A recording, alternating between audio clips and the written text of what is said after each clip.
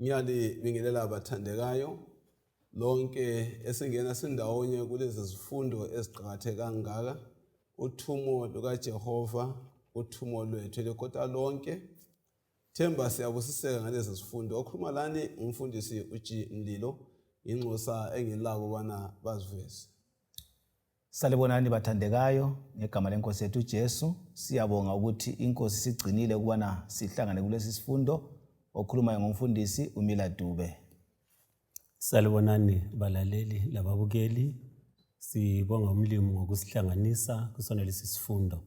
Okhulumayo nguRuben Ngwenya. Ngiyalibingelela lonke ngegama lenkosi yethu uJesu. Sibonga umlimi osipha amathuba ukubana sifunde ilizwi lakhe sindawonye. Okhulumayo nguNozinhle Ndlovu. Singakangeni kusifundo sanamhlanje siza kuba lethuba lokuba lomthandazo. Asikhothabiseni amakhanda sikhuleke. Baba wethu okhona ekhaya ezulwini, sindiswa othandekayo, sithanda ukukubonga ngamathuba amahle osinika wona ukubana sifunde elizweni lakho elilokuphila. Sinxusa ubukhona bukaMoya eNgcwele ukubana sincedise nxa singena phakathi kwesifundo sona lesi. Ubususiphathisa ukubana ukukholwa kwethu kuvele ngendlela sizaziphatha ngayo. Sikhuleka sithembele egameni likaJesu Kristu ozayo masinyane. Amen. Amen. Siyabonga bathandekayo ukuhlangana njalo kulesi sifundo saleli iviki. Singakaqali ukungena kulesi sifundo, vumani samukele uRuben Ngwenya ophakathi kwethu namhlanje. Amen. Yes, siyakujabula bana ube ingxenye yethu okwezinsuku lezinyanga neminyaka elandelayo nxa kuvuma. Isifundo sethu saleli iviki bathandekayo sithi sona uthumo lwami kumakhelwane wami. Uthumo lwami kumakhelwane wami. Lezi zifundo mahlabezulu izifundo esizifunda sisenza ulutho oluthize. Sikhumbule ukubana siqala lezi zifundo kwaqala ngendaba yabantu ababehlala emhlanganweni kodwa abanye lokho becwila phakathi kodaka olubagubuzela. Kasidingi ukubana silokho sixoxa sikhanda amacebo singasebenzi. Kuhle sisebenze. Lizakhumbula ukubana kulezicelo zemithandazo esilazo kubantu abathize. Ngizacela singakayiphambili siqale kathesi ngokukhulekela kulobaba mfundisi kaDube olabantwana asebethelela ekukholweni esidingweni sibakhulekele. Lo munye futhi laye olomama into asamanga kakuhle. Sicela nje kumsuzana olutshwana sike sibanikele enkosini. Siyabonga balaleli babukeli, asikhuleke nini.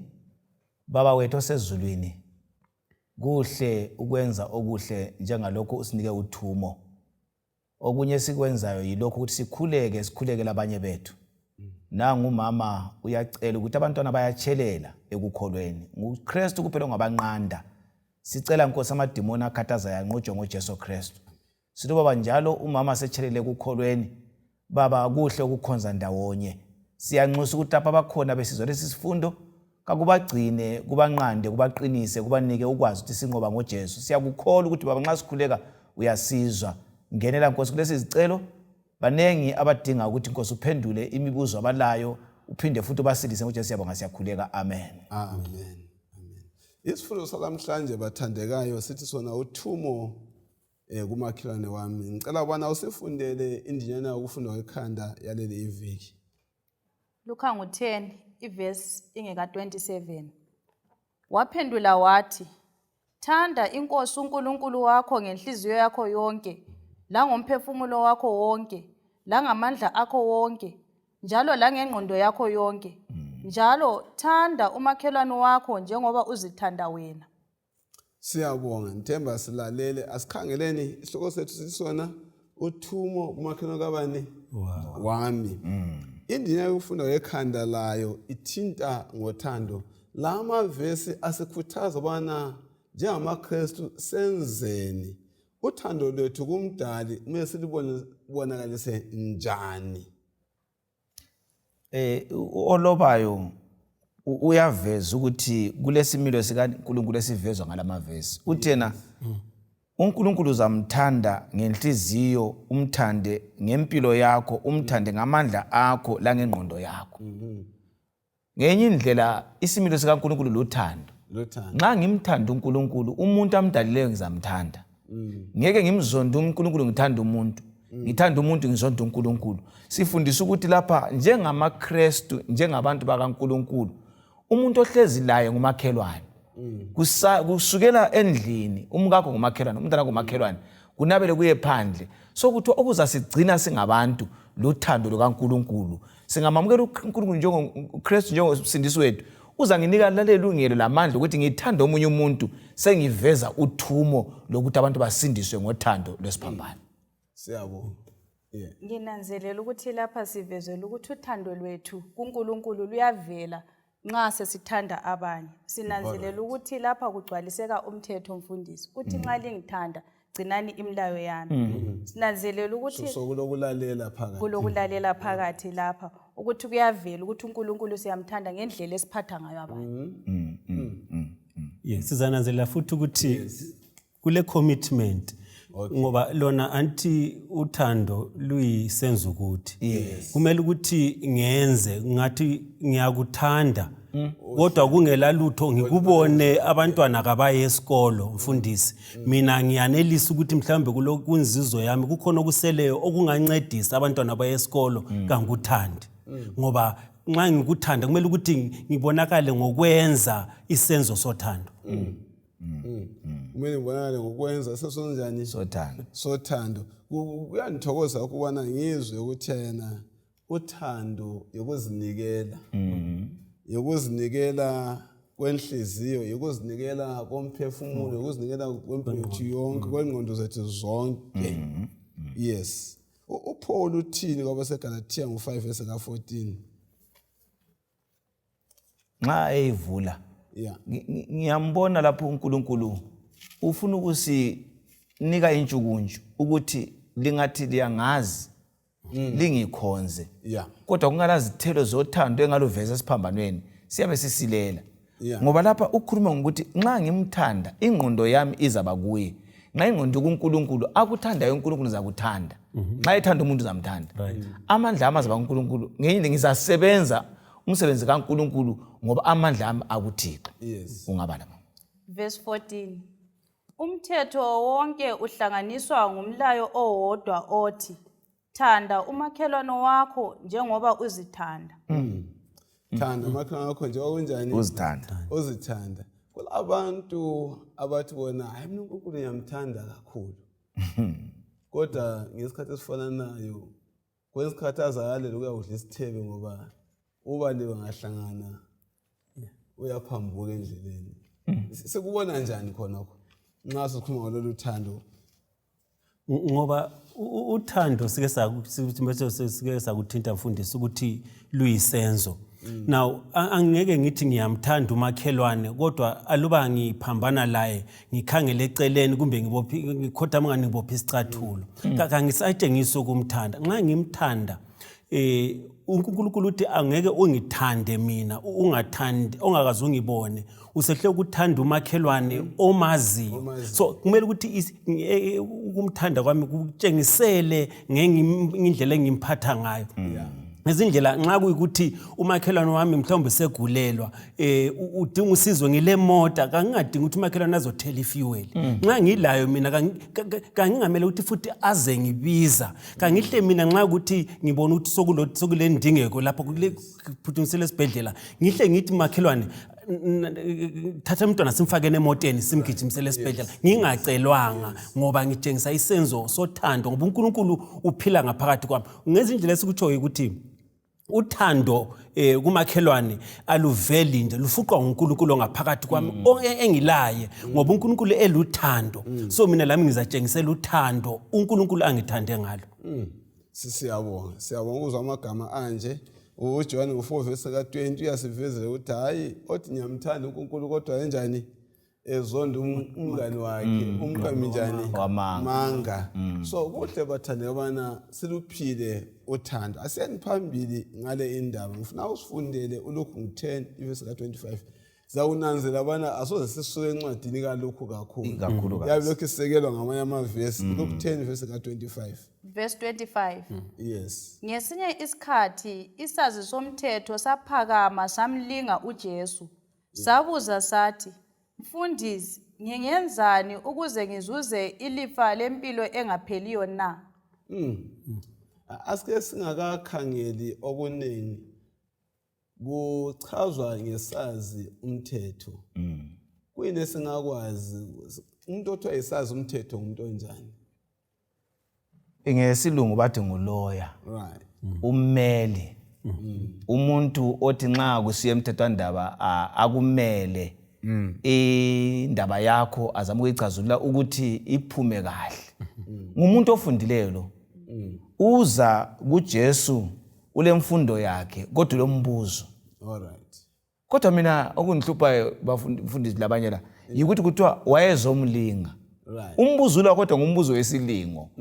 Ngenye indlela siphile emhlabeni sila abantu abanjalo. Kodwa isifundo sizositshengisa ukuthi imibuzo ikhona yebo ingazibuye ilokulinga kodwa imbuzo. So sifundo uba lo mbuzo ngendlela ulokukhathaza ukuthi ngifunde kangaka. Funa khathi ngizaphetha ngani empilweni yami. Kodwa bese buza umbuzo ukuthi ngingenzani ukuthi ngisindiswe. So ngenye indlela kukhona kwangani kamhlupha efundile kodwa kuhlala kuhle kuyamalela. Abese buza ukuthi ngiyaphetha ngani mbona kunjalo. Siyabonga. Angangikhangela yiphi imibuzo ethanda ukubuzwa ngabantu abaningi na? Njalo yophi umbuzo sibili osesiqongweni kule indaba eyabuzwa isazi umthetho? Sinanzelela ukuthi imbuzo mningi kakhulu. Abanye siyazibuza ukuthi singobani, kungani silapha, kwenzakalani lapho sisifa. Sinanzelela ukuthi yonke yona le imbuzo emqoka kulayo yonke kubana singenzani ukuze sizuze ilifa lokuphila okungapheliyo. Singenzani sizuze ini? Ilifa elingapheliyo. Usiphathisa njani imibuzo eza ngale indlela? Ngifuna sihlanganise legama alilethiyo laphana ukuthi imibuzo iza umuntu ekulinga. Edinga ubana kufake ekhoneni. Sihlanganisa le ndaba ukuthi ngingenzani bana ngifumane umbuso ukuphila ongela kuphela. Singawubamba ngayiphi indlela? Mina engikuthola lapha ukuthi Yes. uKristu usinika isifundo esihle. Right. Ngoba umuntu uzolinga uKristu. Imibuzo yakhe ubuza into enhle yempilo naphakade. Ukuthi ngenza into empilo naphakade. Imibuzo iba khona ebantwini ibuye ingilinga kodwa sikufundela lapha ukuthi uKristu uyamamukela lo mbuzo wakho njalo. Ngoba ufuna ukutshengisa uthando ukuthi mntanami ngikuthanda unjalo ungana ungizwisisi. So esingakwenza thina ukuthi samukela abantu belembuzo yabo. Bese sibaphendula ngendlela esayifunda ngayo lapho ukuthi uJesu wabaphendula njani. Siyagcina singomakhelwane abahle ngoba lanxa ngibuzwe kuyikulinga ngisala umuntu ngibamukela ukuthi ulokho ngumuntu othi ngimncedise ekucine nabona ukuthi singabantu sonke benesithandana. Siyabonga. Nginanzelela ukuthi yona le imbuzo eminye yakhona singasenza maybe sibe lolaka kodwa sinanzelela ukuthi ngamathuba esingawasebenzisa ukuze siphakamise uJesu. Asikhangeleni lapha. uJesu uyambuza njalo kuDube esishilo ukuthi yena uyambuza futhi njani emlinga. uJesu siyakwazi wena wayevele nguNkulunkulu. Nxa enguNkulunkulu ngulwazi lonke. Yeah. Kusobala ukuthi lo muntu yena wambona ukuthi lo uyangilinga. Kongamcatshelanga. Indlela amphendula ngayo isincedisa njani lathi uma siphendulana labantu ababuza ngendlela ezinje nxa sibafundisa? Sizananzela ukuthi uJesu nxa emphendula kumbe ngithi lubaba wayekhangelela ukuthi uJesu angaphendula njengoba echila umfundisi ukuthi wayemlinga abe sembamba ngamazwi akhe. uJesu uthatha umbuzo lwana awubuyisele kuye lubaba ukuthi kathi ubala njani. Ubaba lwana abe sebala kumbe abe semlethela lokho okuyimpendulo yombuzo ayewubuza uJesu. So okwenza ukuthi ekugcineni ufana lokuthi usezigwebile yena njengoba usazi womthetho. Now kwakungalula ukuthi afake impendulo engayisiyo ngoba i-dignity yakhe lo kwakuzamlahlekela. So uletha impendulo. uJesu ngezindlela usifundisa ukuthi nxa sihlangana lembuzo kasingaziphi impendulo yethu thina ngoba iza kwenza ukuthi siziphakamise. Kasibuyisele abantu ebhukwini lamabhuku okuliBhayibheli ukuthi kanti uNkulunkulu yena uthini, impendulo kaMlimu ithini ngalombuzo engiyabe ngilawo. Siyabonga kakhulu. Iyathathekisa indaba le mfundisi ukuthi lapha njengabalandeli bakaNkulunkulu balaleli lababukeli kudingakala abantu abalokuhlakanipha. Njengoba babetshila ukuthi wayengagijima amphendule ngoba imbuzo i-answer wayelayo. Yes. So lathi ekusebenzeleni abanye siyakudinga ukuhlakanipha. Yeah. Siyakudinga kwenzenjani? Ukuhlakanipha. Mfundisi. Akutshoyo lapho umntanami ukuthi uJesu nxa elandwa ngubaba ofundileyo wasebenza ngesilungu esithi opportunity thuba leli ukuthi aveze ukuthi uJesu luthando la nxa ulembuzo eminengi. Njengabantu ungahlangana lombuzo ukuthi la ndikhonza uJesu wamakhiwa. Right. Awuboni ukuthi likhiwa. Sebenzisa lelo thuba umveze uJesu lo ngothando lakhe singaphakami ngolaka.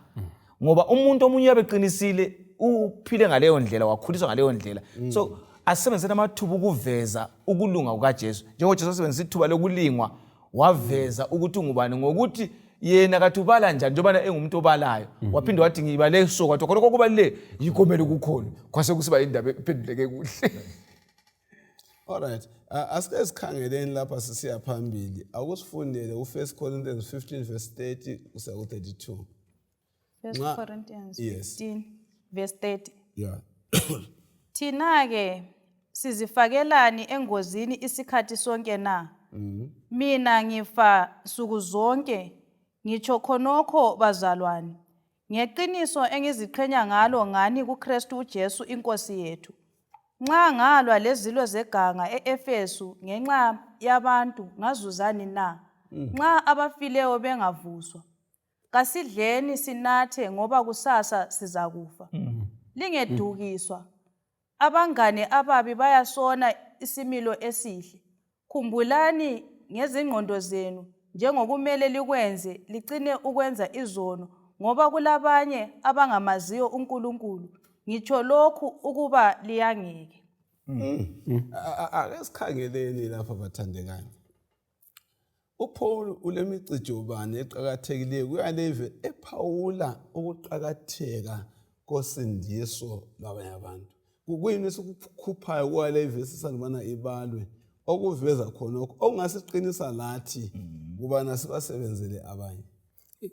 Kule ngithande ipoint lapha khuluma ukuthi aluba kungakho ukuvuka ngezindlela nxa kuyikuthi ukufa kuyisiphetho uthi asidleni sijabule ngoba sizakwenza njani sisikhohle ngakho sizakufa. Ngezindlela mfowethu Paul uthi indaba inkulu kulalokho ngoba ngenxa yokuthi kuyavukeka kuthi ukuthi uNkulunkulu ukhona uNkulunkulu nxa ekhona kuthi ukuthi akulobe ezwini lakhe kuqotho. So ngezinye indlela ke kudinge ukuthi thina ke silutshengisele uthando lukaMlimu ngoba nxa ekhona ukuthi wasithanda singakabi mazi thina. So ngezindlela injongo yakhe kuyikuthi sisindiswe. So ngakuthi injongo yakhe ukuthi sisindiswe. So kuma ukuthi sinanzelela ukuthi abanye abantu labo kudinge ukuthi labo basetshenzelwe sibatshengisele uthando ngoba lathi sasetshenzelwa ukuthi lathi size sinjani simthole uNkulunkulu ngoba eluthando. Siyabonga sibasebenzele. uPaul lapha uvezani ukuthi usebenzela abantu kulula kangakanani nokunzima kangakanani evesini naleli. Akulula yikho eqamba lapho ukuthina ukuhlanganyela lababi kuyakuona right. So kumele ukuthi nxa sisiya ebantwini owamakhelwane sibe lekulihle elibanze elihlakaniphileyo ukuthi ngingagcinise ngidudulwa impilo yomhlaba ngisale ngingumKristu othanda umuntu ongasomKristu kodwa ngimdonsela kuJesu. So uPaul ukwenza hayi lingatshelwa inkolo leyo ukuthi abafileyo abaphinde bavuke. Sizavuka ngoba uKristu wavuka lathi sifundiseni iqiniso ekugcineni abantu basale bembona uJesu esimphilayo lesimkhulumayo. Yikho phela mfundisi laphana ekhuleka uJohn chapter 17 uthi baba angikhulekeli ukuthi ubakhiphe emhlabeni kodwa ukuthi ubagcine uthi kasibe semhlabeni singabi ngabomhlaba. Ngilandi ipoint kaMfundisi laphana ukuthi isenzo zababi kazingabi into esicina sesiphatheka kizo. Ngabathi befika ngiyakhumbula kudala usithi mhlawumbe nxa ukuthi kusemfeni kungathutha umfundisi labanathayo bona sebefihli izikali zabo ngenxa yokuthi bayananzelela ukuthi kukhona okusilelayo kithi. Nxa sengifika ke mina kangingathi lathana utshwala benu kakhulu kangibavezele uJesu ngothando. UJesu asebemtholile nxa ukuthi utshwala bububi uzabatshengisa ukuthi lokhu mntanami kakunjani kakulunganga kunjani. Kanti vele ukuthanda umakhelwane wakho njengalokho uzithanda. Engathandeka umakhelwane wakho ungazange wazifaka yini engozini. Kuloko uzifaka yini engozini kumbe hayi ngingamthanda umakhelwane wami manxa sokusengozini ngime khona lapha. Mbani ukuthutshile evesini le. Kuyini esikufundile? Kakusozekeli kuba lengozi ngoba silwa lemimoya lo Sathane singamboni. Yikho kuthiwa hlakaniphani njengenyoka libe mnene njengamajuba. Ngisiya kumakhelwane angihambi ngedwa ngihamba lo Jesu engimkholwayo. Uza nginika indlela yokufinyelela lo muntu lo. Nxa sesenze okungayisikho ngiyama ngimbonisa ukuthi hayi lapha sesiphambuka ngokuzehlisa. Ekugcineni uthando luyagabhela konke uJesu abesebonakala. Siyabonga kakhulu ubana sizwisise ubana ukuthanda umakhelwane wethu kutshona ezimpilweni zethu. Njengoba sizwile le verse ubana uPaul ukhuluma ngokuphunyuka nje semntweni yezingwenyama la ngaphi ngenxa yosindiso labanye abantu. Kuyasibongisa akusifundele uverse ka 26 uLuke 10. Luke 10 iverse ingeka 26. Yeah. Kubhalweni emthethweni uphendula uJesu kuyini okufunda khona? Asikhangeleni bathandekayo. Indaba le iyaphambili le. Usebebuze nemibuzo waziphendula. UJesu uthi yena kubhalweni ngaphi? Emthethweni. Indlela kaJesu lempendulo zakhe bathandekayo sizibona njani? Ayisibo bonke phela abantu abeza kithi sike sakuthinta. Bebuza ngobuqotho abanye balenjongo zabo. Sifundani ngempendulo zikaJesu Kristu kwimibuzo eza kithi emnyango khona singakwazi bana umuntu la ngoba thina kasekwazi whether lo muntu uqinisile kumbe ulo wakhe. Isifundisana impilo kaJesu Kristu. Yebo. uJesu anjo indlela yethu. Siyasihlabela isitima ngifuza uJesu. Futhi lo John uthi indlela eqiniso lokuphila. Lapho uJesu uyasifundisa ukuthi umakhelwane uphathwa njani lanxa engumakhelwane olemibuzo yakhe engani iphambene lalokho esikukholwayo. Umuntu ozayo lapha isazi umthetho. Yeah. uJesu lo umbuza nje umthiye emthethweni. Abesethi hayi kathi ufunda njani wena? Anti vele uyabalo umuntu ofundileyo. Kubhalweni. Umbisela kumbhalo. Okuyikho esikunikwayo lapha njengababukeli abalaleli ukuthi nxa siphendula abantu ezinkonzweni kuse emhlabeni evangelini kasibasene embhalweni. Mina ngingaphambuka umbhalo waphambuki. Ibandla lingaphambuka umbhalo waphambuki. So umuntu angakhulisi ibandla angakhulisi yena asikhuliseni umbhalo yiwo zayenza umakhelwane bambona uJesu. Right. Asikhuliseleni umbhalo yoza bambone ubani uJesu. Yeah. Mina ngiyathatheka lapha mfundisi ngendaba leyi ingichallenge ukuthi kwezinye izikhathi siyabe sibala ezinye izinto singazizwisisi. Ngoba lo muntu umthetho wayewazi la nxa wayelenjongo embi. Impendulo zonke zazikhona elizwini kaNkuluNkulu. Okungangokuthi la khathesi ngo2023 impendulo zonke zikhona eBhayibhelini. Impendulo zonke zikhona ngaphi? eBhayibhelini. Akungifundele uMateyu 26 iverse ka 56. Usubala lo msebenzi u17 iverse ngelika 11. Mateo 26 verse 56. verse 56. Yeah. Kodwa lokhu kwenzeke ukuze kugcwaliseke imibhalo yabaprofeti. Khonapho abafundi bonke bamchiya babaleka. Umsebenzi 17 Verse 11. verse 11. AmaBereya wona ayelesimilo esingcono kulaleso esamaTesalonika. Ngoba balemukela ilizwi ngokuthakazelela bayihlola imibhalo insuku zonke ukuze babone lokho uPaul ayekutsho kwakuliqiniso na. Siyabonga akudlule phambili ku 2 Timothy 3 verse 16. Nxa ivula Yeah. la sebaliwe mina babukela laleli ngihle ngisuthise ukuthi impendulo kaJesu iyomele yenziwe ngoba wonke athinta ngokuthi umbhalo. Indaba kayikho kunkolo yebandla. Yeah. Kayikho kunkolo yomuntu. Imibuzo esilayo iphendulwa ngumbhalo. Ukuthi abafileyo bangaphi umbhalo kulawo. Yes. Kathi indaba sihlupheka umbhalo kukhona. Kungani kule ndlala kukhona embhalweni. Kungani abantwana bengalaleli. So imibuzo esilayo iphendulwa ngumbhalo. Abantu bathola impendulo eziqondileyo. Angaqhubeka aqedise. Verse 16. Imibhalo yonke yaphefumulelwa nguNkulunkulu. Njalo ilosizo ekufundiseni, lokukhuza, lokuqondisa, lokufundisa ngokulunga.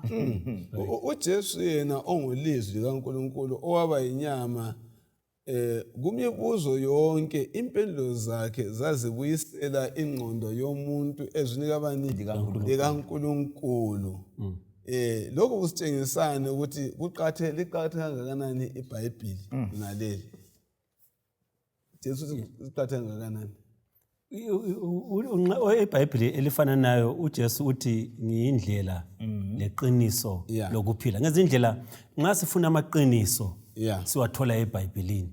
Nxa sifuna indlela anti umbuzo lapha wembuzo uthi ngingenza njani ukuthi ngize ngisindiswe. Nxa ngifuna ukusindiswa indlela eyayikusindisweni ngiyithola eBhayibhelini. Yes. Nxa uNkulunkulu unguye bakhe lothando lwakhe ngiluthola futhi eBhayibhelini. Yikho phela lapha sitshelwe ngamaBereya. Ukuthi babehlakaniphile kulabe seThesalonika ngoba usithi kungabalwa laphana. Ufundise kumbuchumayele nangasifika ngekhaya babuyele embhalweni ukuthi bayekonfirma bahlola ukuthi lokho esikutsheliweyo kuliqiniso. Ngezindlela asifanele ukuthi seyamise ukukhola kwethu kumfundisi kumbe kumthungameli angachumayela kasiyeni ngekhaya ngoba lapho kusemthonjeni wolwazi siyehlola ukuthi sibone ukuthi lokho kusikutshelwe kuliqiniso ngoba iqiniso litholakala eBhayibhelini. Yes. Khona ngifuna ukukhuluma kulokho. Yikho amavesi la esithena eyakuqala ethe kwenzakala konke ukuthi kugcwalise umbhalo. Right. So indaba yombhalo itshengisa ukuthi isiKristu usindiso impilo yomuntu iyaphethwa ngalokho kubhalwe embhalweni. So umakhelwane ongilaleleyo lo makhelwane engilaye lapha sonke sizaba lothando singabuyela embhalweni. Sikhulisane simazi uThixo sindiswe. Right. Ngokuncane kumele sixwaye amafilosofi abantu sixwaye ngisho lemibono yabantu ethanda ukwehlisa iBhayibheli.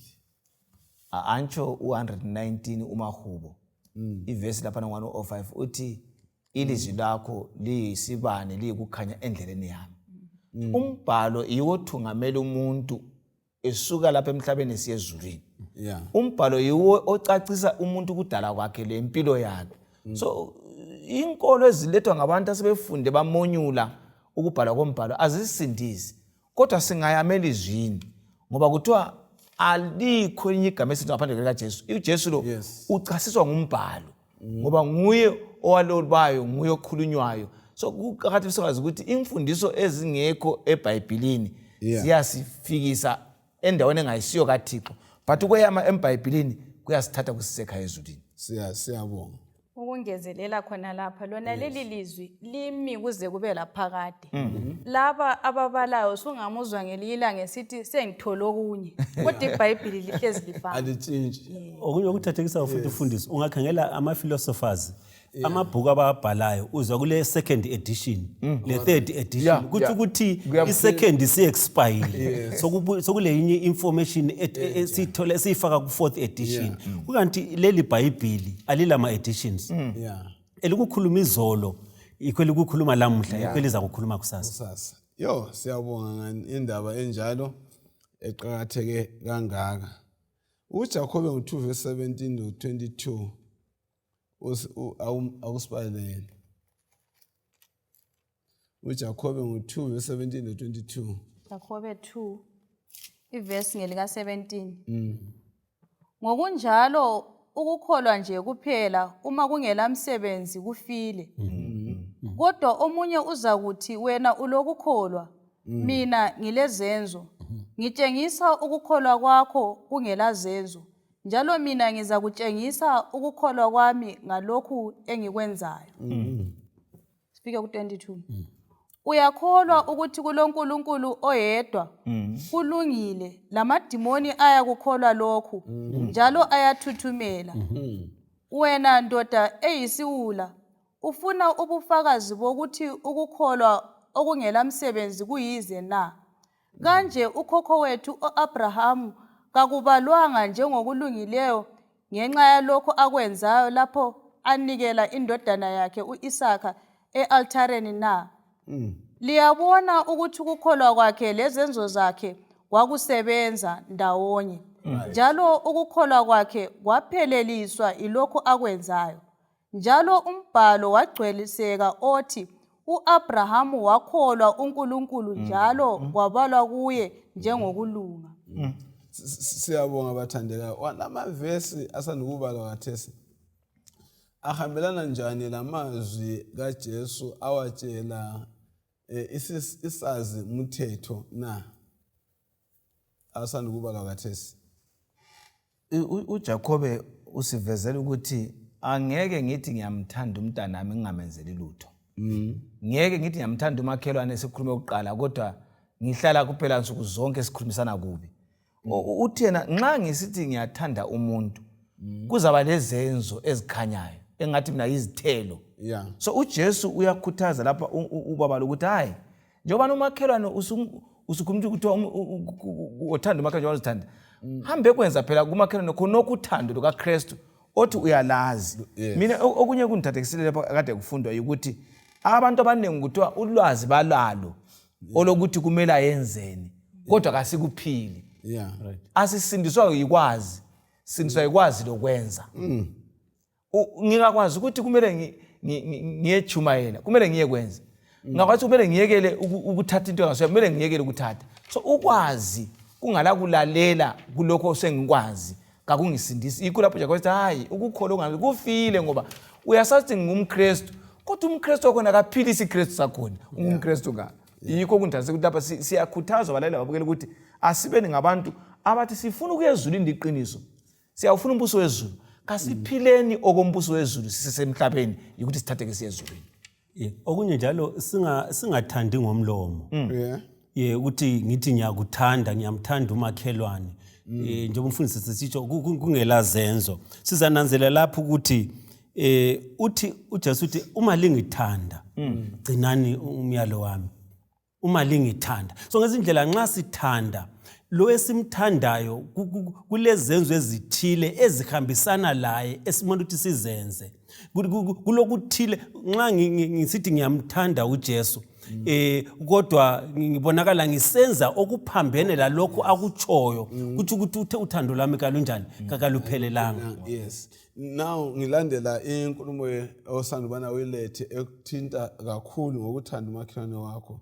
uPhilip 2 verse 4 kambe ungalandela kangakanani amazwi akaPaul esofumana kwale verse yokuthanda umakhelwane wethu. uPaul lapha na uthini? Philip 2 Yeah. ivesi ngeka 4.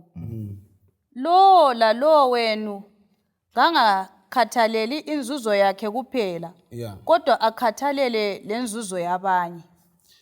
Lo ngangakhathalele ini inzuzo yakhe inzuzo yakhe njani kuphela kuyaxhumana yini lesihloko sethu yeah uyatsho ukuthi kumele nxa ngiphila ngikhathalele ukuthi ngizuze ngenze lutho kodwa hathi mina ngedwa ngicabanga umuntu oseceni kwami ukuthi ufune engxenye kala mathubo ukuthola engusengutholile la ngimsize ukhuthaza ukuthanda umakhelwane lapho Paul ukuthi ungakhohle ukuthi umlimi angakubusisa ukhona ongabusiwa njengawe lawe ngoba isandla ungenze njalo ulothumo kumakhelwane lokuthi xa afuna sikwenza uze sisindiswe sonke.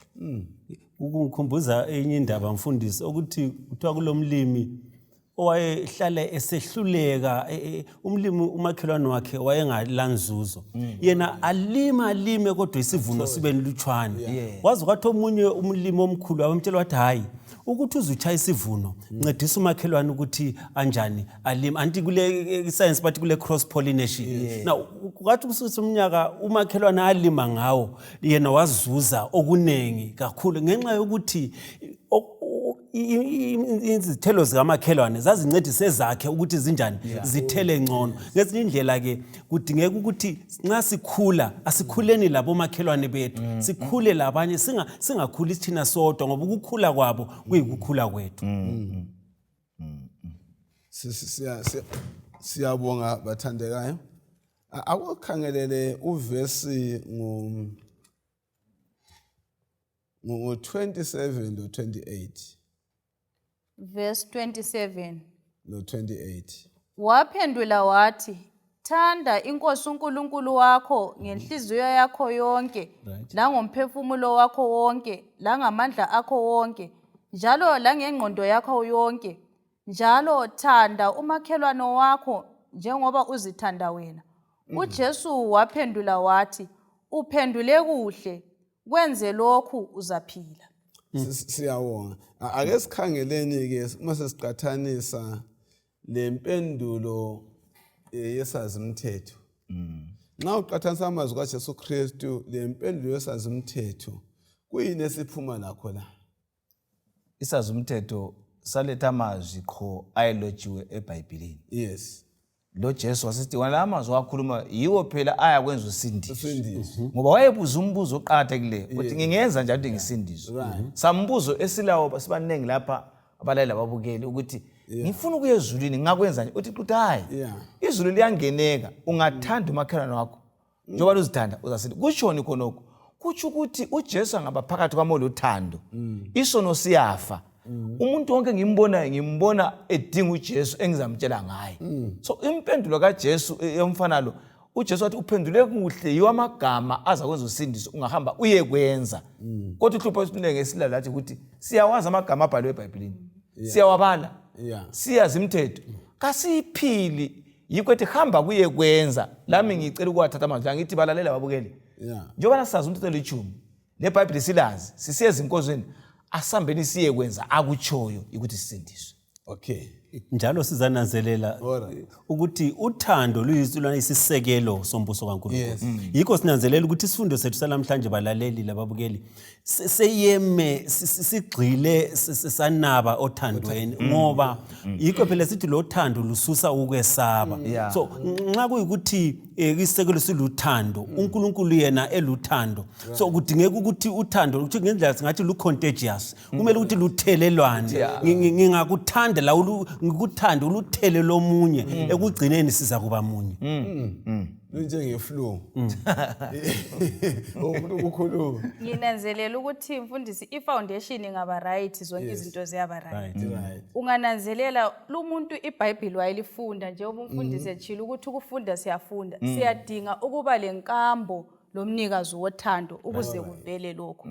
Ungananzelela abanye siyazama ngamandla ethu ukuthi senze lo makhelwane okuhle bese sicina sesidinwa ngoba sithethe emthonjeni ongayisibo.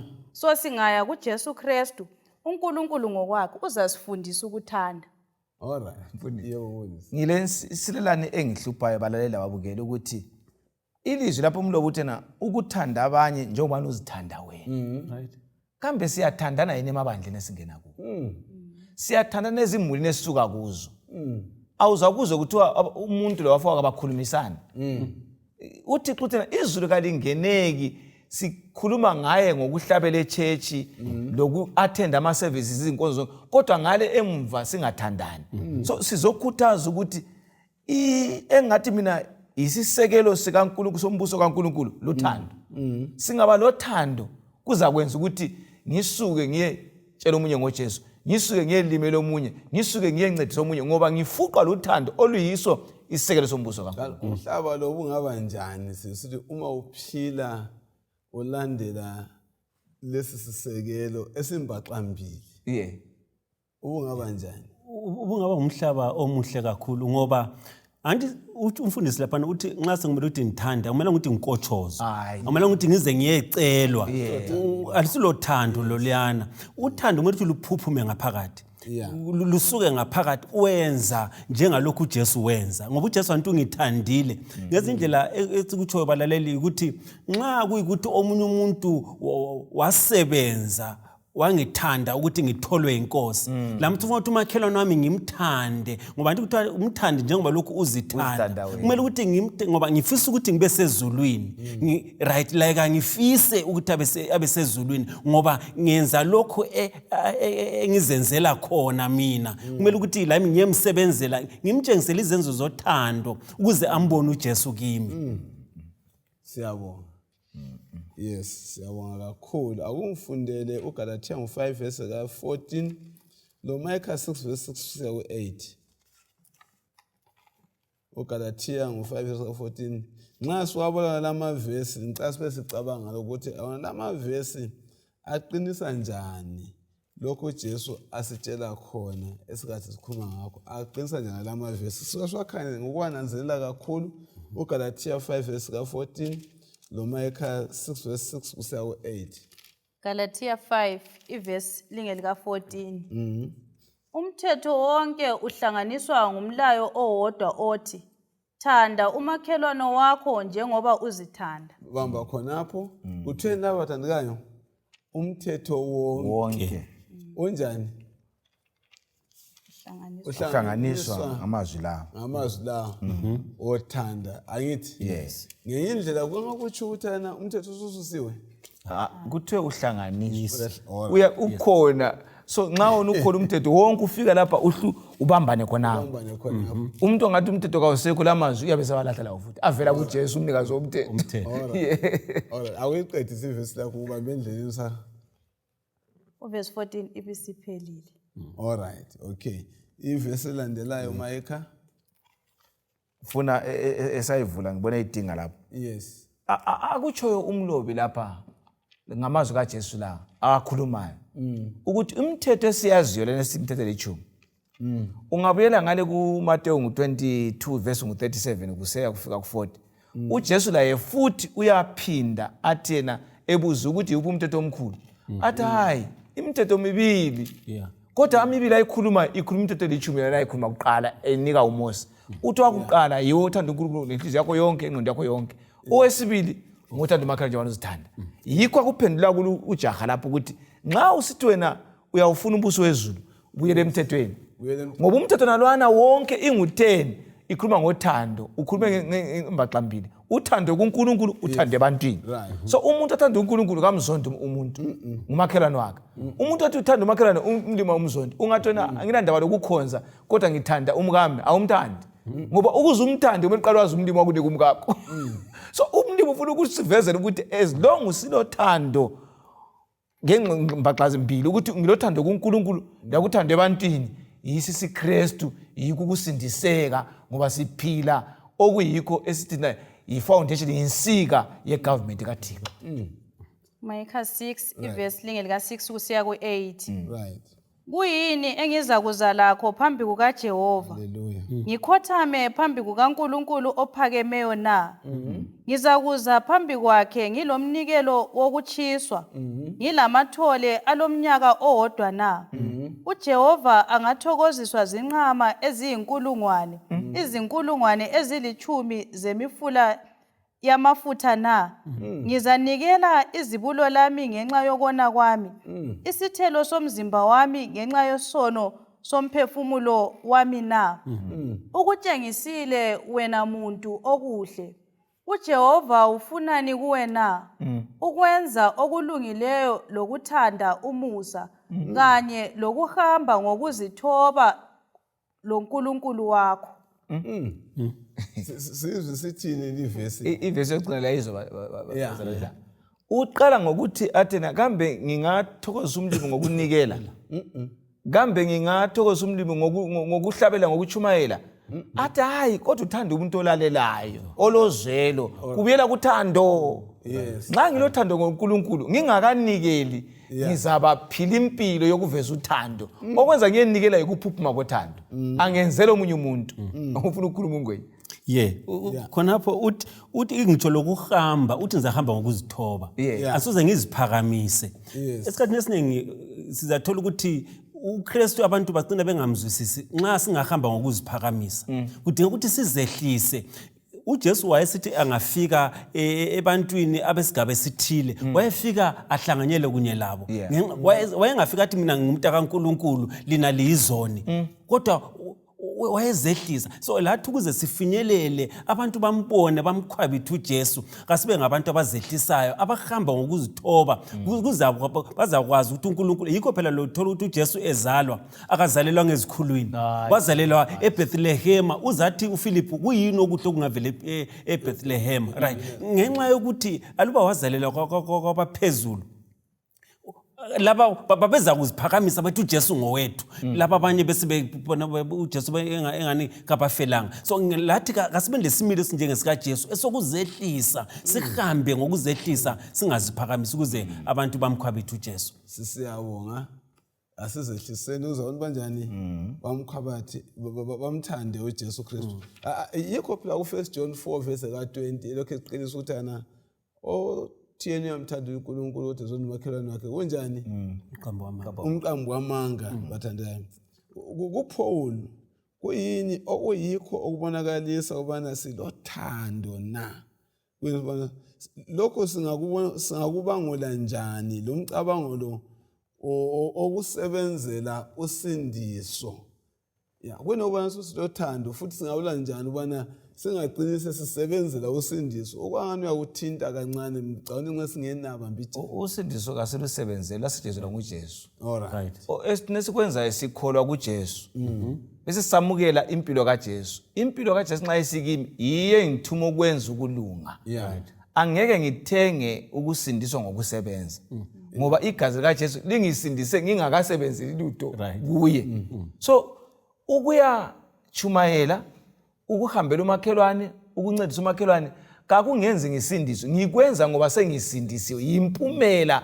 yokuthi ophakathi kwami uphila ngalindlela ukudosa abanenge so ngingahambi ngibona ngani mina ngahamba ninika abantu imali sengisindiswa hayi ngikwenzela ukuthi ophakathi kwami nguye sithi akwenziwe ngoba lapha kubusa uJesu oncedayo ngithathekiswa yena leyo ndaba ukuthi ngikwenza ngoba senginjani sengisindisiwe ngisebenzela usindiso kodwa ungenza ngisebenze yilokho sengikwenzelwe uNkulunkulu yes kuthona ukuthi olungileyo uza kuphila ngokukholwa na kambe yilo uthando na singakuveza njani ukuthi uthando luyimpumela mbe uthando asikokusebenzela kusindiswa kodwa luyimpumela yothando esilakho uJesu Kristu lokho sanibona sixoxe ngakho kathesi kuyini okunye singakwengeza kukhonokho nginanzelela ukuthi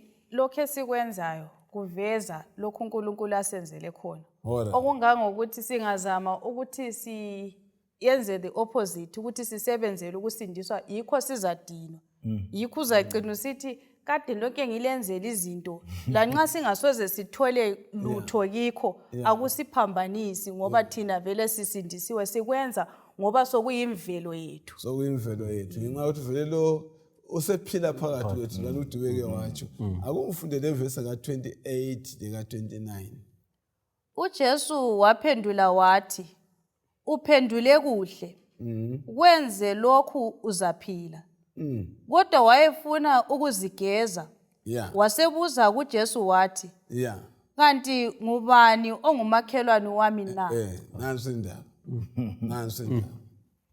ya nxa wayebukeza leli jaha uJesu Kristu ngempendulo yalo uJesu wathi kulo kwenze lokhu uzanjani uzakuphila. Sesilanda umbuzo wesibili kusifundisani ngoba lempendulo eziqondileyo kodwa okumele ziphelekezelwe izenzo eziqondileyo na kumbe ukuphila esikuchumayelayo na. Themba sibuseka kakuhle kusifundisani ngempendulo eziqondileyo. Kwesikhathi umfana phela uchaya impendulo eqondileyo kodwa isenzo sakhe sasiqondile yini? Kwesikhathi ngiyachumayela indaba eziqhakathekileyo umbuzo engilawo kuzosixwayisa ngoba umfana lo uphendule kuhle yeah kodwa ke nxa sokuthiwa kayekwenza sokukhanya ukuthi kakho phakathi kokwinto yakhe ayikhulumayo. Kakutsho ukwazi uKristu lokuba ngamaKristu lokuba lebizo enkonzweni engena kuyo kakutsho ukuthi sengisindisiwe. Kumele lokhu ngibe yikukho bese ngiphila khonokho okukhulunywa lelizwi likaThixo. Lo mfana uyasiveza ukuthi banenge esiphakathi kwezinkonzo ezinjengalo mfana lo siyalikhuluma ilizwi sithi ukuthi uNkulunkulu uthi senze lokho kodwa nxa sotha kuphile phela salo kukuphila. So lapha sikhuthaza ukuthi kasazini ukuthi silomakhelwane okumele simnakekele njengalokho ukuthi wathanda umakhelwane. Kasazini ukuthi indaba yothando yisisekelo sombuso kaNkulunkulu. Abaza kwezulwini ngabathanda uThixo bethandela abanye abantu.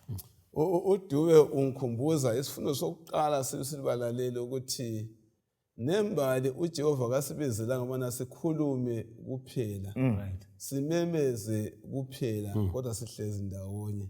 uJehova ukhangele bana yonke into esithi siyayikholwa ivele la ngezenzo. Singayihlala ama committee siyechaya ama strategic documents kodwa lokho befela ngaphi esoneni. Kasiphumeni siyekwenza esekucebileyo ngonye kwangikhona lokho. Umbuzo lo wesibili ngubani umakhelwane wami esifana ku Luke verse 10 lo 29. Uma usehla ngamavesi u30 ku37 singayifunqa njani lindaba njalo isifundisani impela ukubana uba ngubani umakhelwane wami na. Angithi sakhumbula ukubana isihloko sesithana na uthumo umakhelwane wami. Lapho uJesu seletha indaba kamakhelwane ndoda lo owesikhulu anti ndawonye. Wena lamavesi nxa siwafinqa awumSamariya kambe asifundisani ngodaba lokuthi kanti ngubani silumakhelwane wami.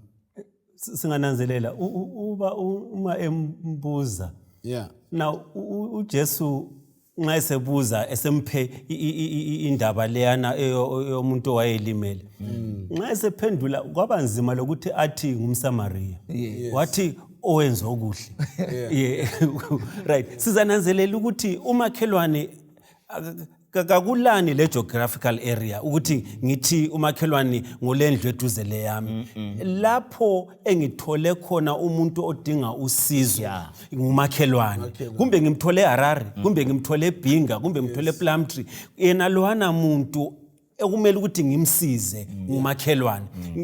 Siyethini sibalekele ukuthini bese sisithi mina ngizasiza lowo engakhelane laye geographical ukuthi indlu yakhe iduzane leyami. Kukanti lapho engihambe khona kulabantu abadinga usizo enganelisa ukuthi nginjani ngibasize. So ngezindlela kuthi ukuthi yikho phela uJesu esithi asiqale eJerusalema sisiya ngezindlela lakho futhi ngingakayisize eHarare umakhelwane wami laye dinga ukuthi ngihle ngiqale kuye ngoba nguye umuntu engaziyo ukuthi kala sawudo nxa umuntu nxa engimele ukuthi ngimsize ngoba ngimele ukuthi ngezindlela sikhuthaza ukuthi asibe bazo makhelwane bethu ngisukusela kwengakhelane laye kwenza ukuthi nxa kulohlupho ngihle ngilunanze ukuthi kulohlupho lapha umfundisi ukwathi ukuthi nxa sesisiza kuphuma ngaphakathi sizasiza ngoba uJesu esibusisile. Amen. Kuyini bathandekayo okuvama kube imigoqo yokusiza umakhelwane ukungazwisisi umakhelwane nxa sikhala indaba naleyi kuyini ngoba uzowatsho lapho kangwenya ukuthi yena wazothena ingwena lo owenze ukuthi kuyinovoma imgoqo kithi okusivimbela abana sizwisise umakhelwane qho ukuthi ngubani. Okunye kwakhona ukuthi imhlobo ukuthi mina ngingwanga okunye kwakhona izimpi zemdeni sezwa kuthiwa benza ukuthi labana hayi kabasizakala. Okunye kwakhona zinkolo ingena le lona ungena leya. Kodwa uJesu tena umakhelwane ngumuntu ophansi kwakho, lo muntu olendingeko ombonayo, lo muntu osedlule phakathi kokuhlukuluzeka thile odinga ukuthi simchaphise.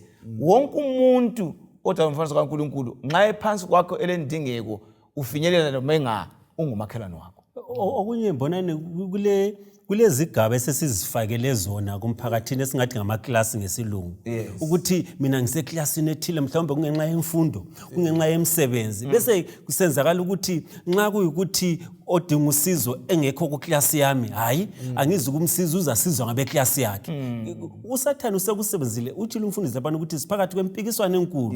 Usathane uzasebenzisa iloba kuyini angakwenza ukuze uJesu isimilo sakhe singabonakali. Right, asikudilize isifundo sami size uzodiliza yona le imduli eyama classes, imduli yezindimi ukuthi mina ngolimo oluthile, imduli eyama cultures uzoyidiliza ngoba uJesu uthi akusela mJuda, akusela mGreek. Usizo lwethu uJesu weza phambi kwesiphambano, ngithi uthi phambi kwesiphambano umganga unjani uyalingana. UJesu uze ukuthi azosindisa lokufuna okulahlekileyo. Kungelani lamaklasi lemgoqo lesikhuluma ngayo. Siyabonga ukuzwa le ndaba bona ama-classes imgoqo, i-racism, tribalism, lezi zinto lezi ziba imigoqo. Umakhelwane wakho noma ngubani kungakhangelanga bana uvela ngaphi lo muntu. Babathandekayo, ngifisa bana nxa sisiyawuphetha le ndaba sibe lokuzinika insilela, challenge. Awuqale namhlanje ukuzipha ithuba lokukhulekela omunye umuntu, kumbe uzukhulekela nje lesitha sakho, khulekela omunye umuntu yena lo kanye wena maybe ngomhlobo othi uzothi naye kanjwana lale mhlobo, ngoba oyinjongo yakho nxa kuNkulunkulu ufuna bona kusindiswe njani bonke abantu. Okwesibili, akulobe amagama abantu abathathu angasiwo elenkolo yinye. Qaphela ukubana yini inswelo yabo nxa sibabhalile, dinga inswelo zabo kumbe ngeza komoya emotionally, kumbe kusemzimbeni, kumbe kusenhlalweni. Nxa senze njalo ubalandelele insuku ngezinsuku bakhulekela sonke isikhathi. Yikho sikafisana sikwenze bathandekayo njengabantu bonke. Nxa sakwenza njalo inkosi esiphathiseke sawuvala kathesi sinxuse umfundisi wakadubana asinikele enkosini. Siyabonga uma sikhulekayo sikhumbule ukuthi isenzo sonke esihle esenziweyo uThixo sibona siyisenzo asenzileyo esebenzisa umuntu asambeni siyesebenza. Sikhuleke nini? Baba wethu osezulwini, siyabonga amathuba amahle okusikhumbuza ukuthi wehla ulanda thina sibalekile wasenza umakhelwane bakho ngegazi lakho. Lathi siyalicala lothumo nxa sifundileyo sisukume siye kwenza ukulunga, ngoba uKristu nxa ephakathi kwethu uthando ngeke sithule ngoba uthando luyaziveza. uJesu siyabonga, siyakhuleka. Amen. Amen.